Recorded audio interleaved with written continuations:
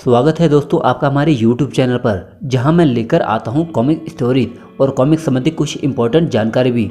तो दोस्तों आज लेकर आया हूं नवनीत भाई द्वारा बनाई गई fanmade comics Nagraj noir version alternative timeline या कहूं अर्थ रिबूट का छठा एपिसोड। तो दोस्तों छोटे से रिकैप के बाद हम वीडियो में आगे बढ़ेंगे। तो अब तक हमने देखा कि नागमणि द्वारा नागराज की बोली लगाए जाने पर बुलडॉग उसे एक बड़ी बोली लगाकर 1 महीने के लिए खरीद लेता है। बुलडॉग उसे आसाम में भेड़िए की सोने की मूर्ति चुराने के लिए भेजता है, जहां उसका सामना ध्रुव से होता है। ध्रुव को हराकर नागराज आगे बढ़ जाता है। आगे उसका रास्ता रोकते हैं बाबा गोरखनाथ, पर मिस्किलर की एक एजेंट शीशी बाबा गोरखनाथ को बेहोश कर देती है। भेड़िया मुख गुफा में नागराज का सामना होता है भेड़िया मूर्ति के रक्षक तथा भेड़िया वंश के कुलगुरु गुरुराज भाटकी से, जिसे सम्मोहित कर नागराज मूर्ति चुरा लेता है। पर भेड़िया की मूर्ति के पीछे थी शीशी और काला बच्चा भी। शीशी नागराज का रास्ता रोकती है, पर नागराज उसकी गर्दन धड़ से अलग कर देता है। शीशी का खून मूर्ति पर पड़ते ही भेड़िया मूर्ति सजीव होने लगती है। भेड़िया और नागराज का सामना होता है। यह जंग न जाने कब तक चलती, पर बाबा गोरखनाथ का शिकांगी नेवला नागराज को बेहोश कर देता है और उसे लेकर गायब हो जाता है।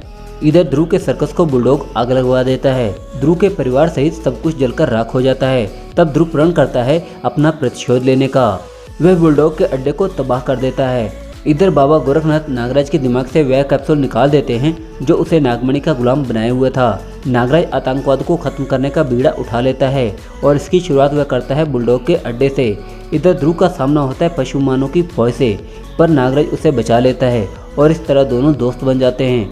पर नागराज और ध्रुव का सामना होता है दोदंड यानी अंधी से, जो उन्हें जकड़ लेती है। बुलडॉग के अड्डे को तबाह करने भेड़िया भी वहां पहुंच जाता है, पर नागराज को देख वह गलतफहमी का शिकार होकर उससे ही भिड़ जाता है। इसी का फायदा उठाकर बुलडॉग तीनों को बेबस कर देता है। नागराज की कब्र बना दी जाती है। ध्रुव को भेड़िया पहले ही हवा में उछाल देता है और भेड़िया अंधाधुंध गोलियों से भून दिया जाता है। इधर आतंकवाद को हवा देते हुए बुलडॉग और नरसिंह की आर्मी भारत में आतंकवादी गतिविधियां तथा दंगे शुरू कर देते हैं। तब देश की रक्षा के लिए उभर आते हैं कुछ नए सुपर हीरो, जैसे बॉम्बे में डोगा और भारतनगर में तिरंगा। संसद में हमले से प्रधानमंत्री राजीव गांधी सेना को संसद भवन की घेराबंदी का हुक्म दे देते हैं। इधर बाबा गोरखनाथ नागराज की मूर्छा दूर कर देते हैं। यहाँ तक हमने देखा पिछले 5 एपिसोडों में। अब हम वीडियो में आगे बढ़ते हैं, पर अगर आप इस पूरी कहानी को डिटेल में देखना चाहते हैं तो आपको आई बटन पर यह वीडियो के एंड में इस सीरीज की प्लेलिस्ट मिल जाएगी, जहाँ क्लिक करके आप वीडियो को देख सकते हैं। तो वीडियो को शुरू करते हैं। मैं हूँ आपका दोस्त बलविंदर सिंह और आप देख रहे हैं टीम FMC।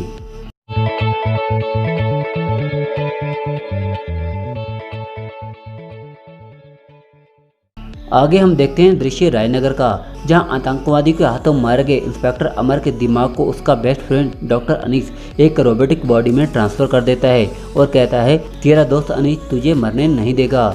आगे हमें दृश्य दिखाया जाता है असम के जंगलों का, जहां ध्रुव बताता है कि भेड़िए के वार से घायल वे बेहोश हो चुके उसके शरीर को कुछ कबीले वाले उठाकर ले गए और उन्होंने उसका इलाज किया। होश आने पर उसने देखा कि उन आदिवासियों के कबीले को किसी टोप देवता ने उजाड़ दिया था। खोजबीन करने पर वो टोप देता कोई रोमन हत्यारा निकला, जिसमें उस टोप के कारण अमानवीय ताकत आ गई थी। उसे हराकर ध्रुव नागराज और उन आतंकवादियों की खोज में निकल पड़ता है। इधर भेड़िया भी मरणासन अवस्था में पहुंच चुका था। तब असम के जंगलों में घूमने आई एक पर्यटक जेन स्वेच्छा से अपना रख देती है, जिससे भेड़िया कमर पट्टिका भेड़िए के जख्मों को भरने लगती है और भेड़िया ठीक हो जाता है।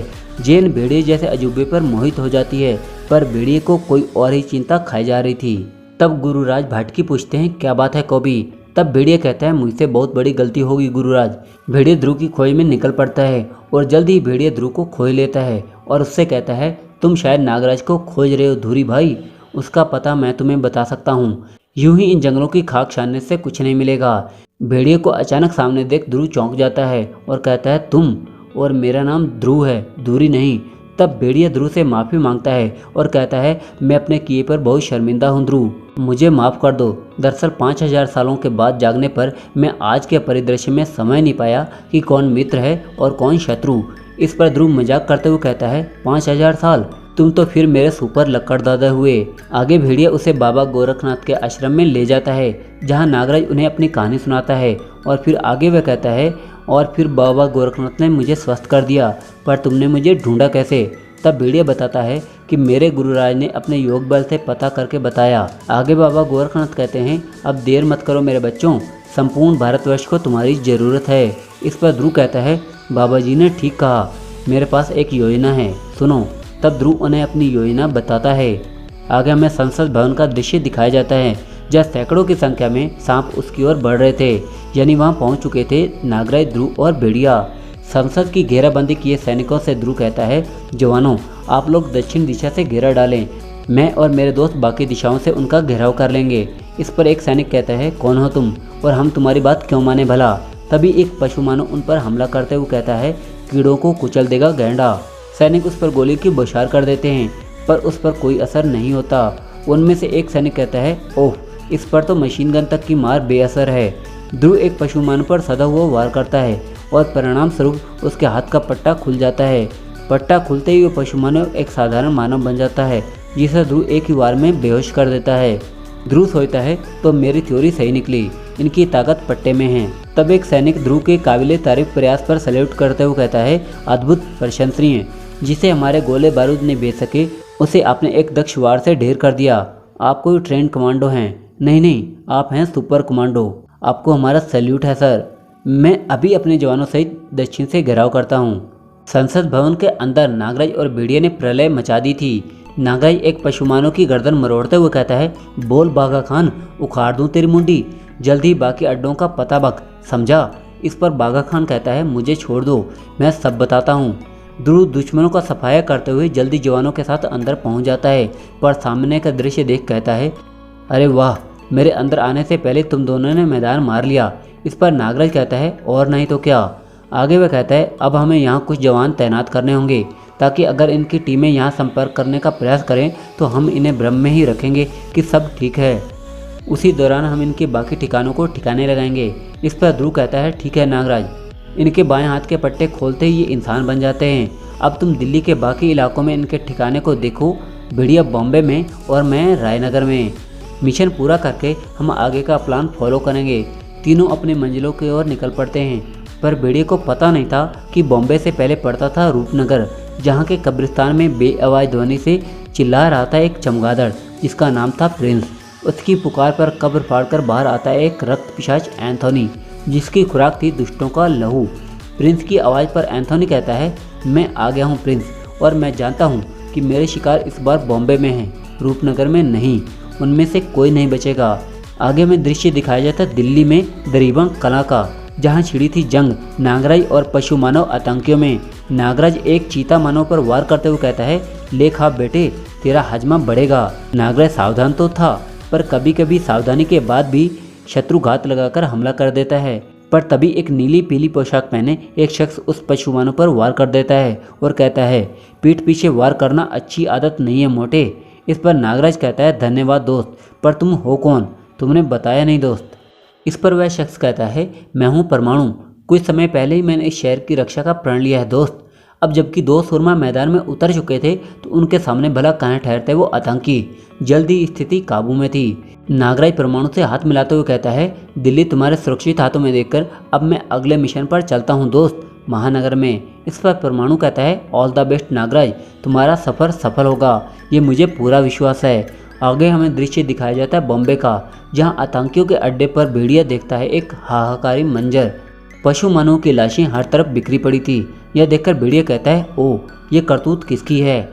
आहट पाकर पिशाच एंथोनी ठिठक जाता है और कहता है, एक और पशु मानव, यानी मेरा शिकार। भेड़िया को भी आतंकी पशु मानव समझकर पिशाच एंथोनी उस पर हमला कर देता है। एक बेआवाज़ ध्वनि में जोर से करकशाया प्रिंस मानो एंथोनी से गुहार लगा रहा हो, ठहरो एंथोनी ठहरो, इतने सारे दुष्टों का संहार करके तुम शायद उन्मादी हो उठे हो, जो तुम्हें अच्छे और बुरे का फर्क भूल चुका है। चेहरे पर भूकंप लिए उस इमारत में दाखिल हुई एक कुत्ते सी सूरत, जो था डोगा। डोगा एंथोनी और भेड़िया को देखकर मन ही मन सोचता है, ओह ये क्या है, एक पशु और एक पिशाच, ये दोनों तो किसी भयानक प्रेत कथा में से उठकर आए हुए शैतान लग रहे हैं। और इन बाकी पापियों को किसने मारा? क्या इन दोनों ने? एंथोनी भेड़िया की तरफ अपनी ठंडी आग फेंकता है, पर तभी वह चौंक कर कहता है, असंभव, ठंडी आग इस पशुमानव तक पहुंचने से पहले ही छितरा गई, कैसे? इस पर भेड़िया कहता है, मेरी कमर पट्टिका का तिलिस्म इसे मुझ तक पहुंचने नहीं देगा शैतान, पर मेरा वार तुझ तक जरूर पहुंचेगा। इतना कहते ही भेड़िया अपनी गदा का आह्वान करता है और कहता है, हे भेड़िया देवता मदद। इतना कहते ही भेड़िए के हाथ में गदा प्रकट हो जाती है और फिर वह उसे एंथोनी पर दे मारता है और कहता है, ले मर नर के शैतान। वार भीषण था। एंथोनी आगे कहता है, मेरे 400 साल के जीवन काल में मुझे ऐसी टक्कर किसी ने नहीं दी। तेरी मौत अब और दर्दनाक होगी पशु मानव। इतना कहकर एंथोनी टेलीपोर्ट होकर पिशाची शक्ति से भरा एक भीषण वार भेड़िए पर करता है। वार इतना जोरदार था कि भेड़िया उड़ता हुआ वहां जा गिरा जहां खड़ा था डोगा। भेड़िया कहता है, बड़े जोर का मारा है कमबख्त ने। तभी वह चौंक कर कहता है, अरे ये मेरे पीछे कौन खड़ा है। डोगा भेड़िए से कहता है, पहले इस पिशाच से निपट ले भेड़िया मानव, फिर बाकी की बातें होंगी। इस पर भेड़िया कहता है, ठीक है कुत्ता मानव भाई। डोगा गुस्से से कहता है, अबे मेरा नाम डोगा है। आगे एंथोनी प्रिंस चमगादड़ की बात सुनते हुए कहता है, क्या क्या कह रहा है तू प्रिंस? शायद तू ठीक ही कह रहा है, मैंने अपने उन्माद के चलते ध्यान नहीं दिया।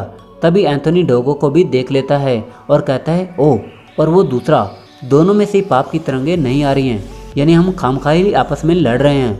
और तब एंथोनी दोनों को सब बताता है और आगे कहता है, अगर तुम्हें मुझ पर यकीन नहीं है तो तुम मुझ पर वार कर सकते हो, मैं कोई प्रत्युत्तर नहीं दूंगा। इस पर डोगा भेड़िए से पूछता है, क्या बोलता है भेड़िए? इस पर भेड़िए कहता है, बात सुनने में कोई हर्ज नहीं है डोगा। दोनों उसकी पूरी बात सुनते हैं। तब डोगा एंथोनी से पूछता है, पर तुम हो कौन और ये पिशाची शक्ति तुम्हें कहाँ से मिली? इस पर एंथोनी अपनी कहानी बताना शुरू करता है।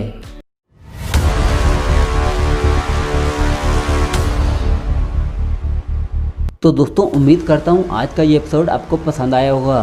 दोस्तों मेरी पूरी कोशिश रहेगी कि अगला अंक जल्दी आपके सामने ले आऊँ, पर इसके लिए आपको हमारी वीडियो को अपना एक लाइक व शेयर तो देना ही होगा। अगर आप इस चैनल पर नए हैं तो चैनल को सब्सक्राइब भी कर ही दें और साथ ही बेल आइकन भी प्रेस कर दें।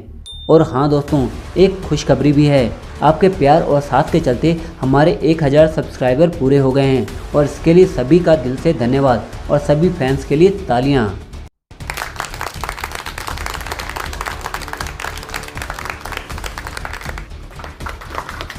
हाँ तो दोस्तों अब लेता हूँ विदा, पर इससे पहले आप हमें फेसबुक और इंस्टाग्राम पर फॉलो जरूर कर लें। इसका लिंक आपको डिस्क्रिप्शन में दे दिया गया है। So friends keep watching team FMC, जुनून नेवर डाई।